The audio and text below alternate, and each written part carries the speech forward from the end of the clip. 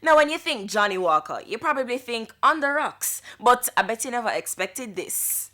It's all about a journey to Scotland presented by Johnny Walker.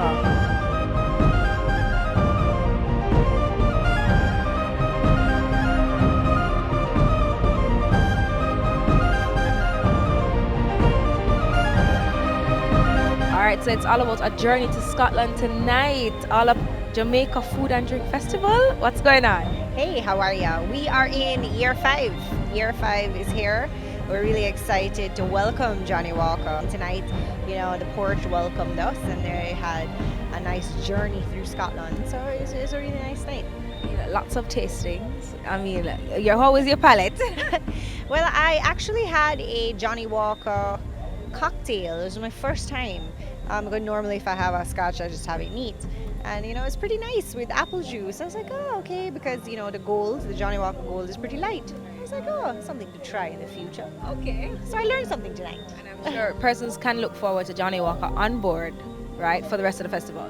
Yeah, for sure. And they have highlights at our Chopsticks event. So that's really exciting. And our festival kicks off on Saturday, October 26th with Pork Palooza.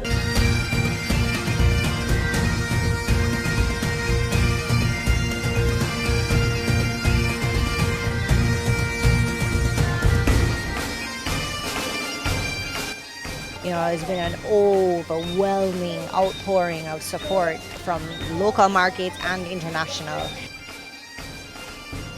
It was very informative, I must say. I learned a lot. Definitely interesting. I really like the pork flats that we tasted, and the fact that they incorporated Johnny Walker in it was really good. Tell me about some of your offerings tonight that we actually tried. All right, well, tonight we presented oxtail flatbread, which was similar in Johnny Walker. I'm loving the energy from the patrons that are here. Okay, what about the aura tonight here at the port?